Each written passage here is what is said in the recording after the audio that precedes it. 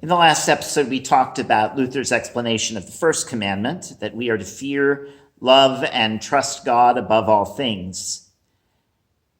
We always want to keep that first one in our minds because Luther will always have it in mind.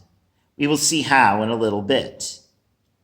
Before we get into the second commandment, we actually need to decide what that is. Depending on what church you grew up in, you may have learned the second commandment as you shall not misuse the name of the Lord your God, or you shall not make any graven image.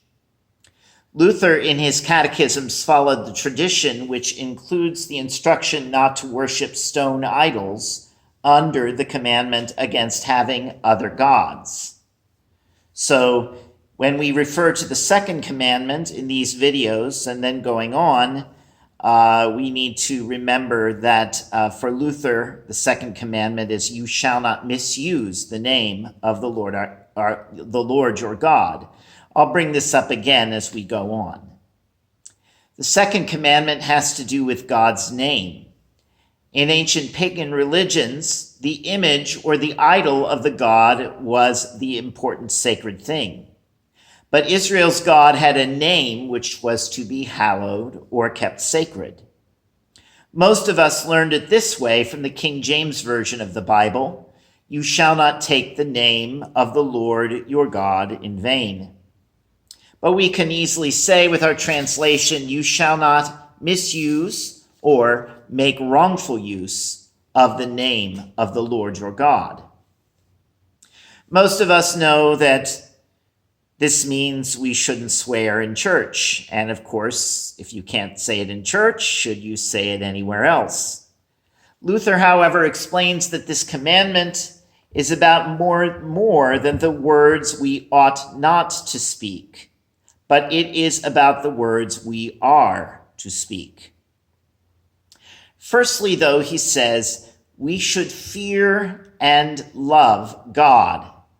It all goes back to the first commandment about having no other gods but God. Those who fear and love God will act in certain ways and not in other ways. Our actions come from our faith and not the other way around. Luther explains we should fear and love God so that we do not curse, swear, practice magic, lie, or deceive using God's name.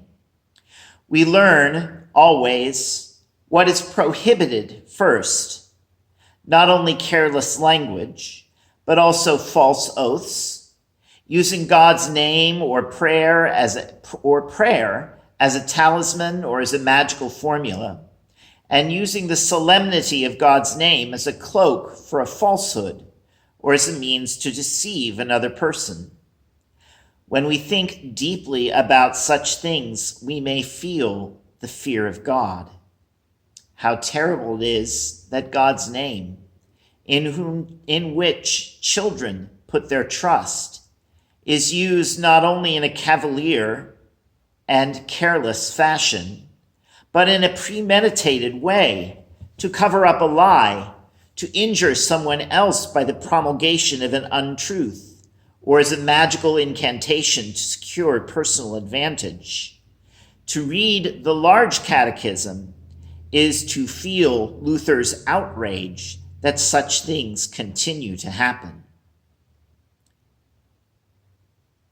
We should fear and love God so that we do not curse, swear, practice magic, lie, or deceive using God's name, but instead use that name in every time of need to call on, pray to, praise, and give thanks to God. We are taught not only to avoid misuse of God's name, but we are taught how to rightly use God's name. We use God's name because we are in relationship to him, just as we are in relationship to a person. The words of our mouth reflect the faith of our heart that clings to God, and God rejoices to hear his name used in these ways. Think of all the promises in the Bible where God says he will hear those who call upon him, that he will answer prayer, that he delights in the praise and thanksgiving of his people. I would suggest that if you'd like, you read Luther's large catechism on the second commandment, which will be linked in the description of the video. Pay special attention, even if you don't have children at home, to how Luther talks about how family life and society could be bettered if the commandment was rightly taught and understood. In his words, you can find a pastor's heart who desires that life in his beloved Germany be made pure, orderly, and God-pleasing. But you may also wish to set another task for yourself. Like so many Lutherans throughout history, you may wish to memorize Luther's explanations of the commandments so that you can call upon them at any time. We are to fear and love God so that we do not curse, swear, practice magic, lie, or deceive using God's name, but instead use that name in every time of need to call upon, pray to, praise, and give thanks to God. If you do so, I dare say you would rejoice Dr. Luther's heart, as well as gain the benefits of understanding God's word so as to do it. Again, please share this video with anyone who may gain blessing or benefit thereby, and subscribe to the YouTube channel so that you get notified when a new video comes out. Thanks for watching.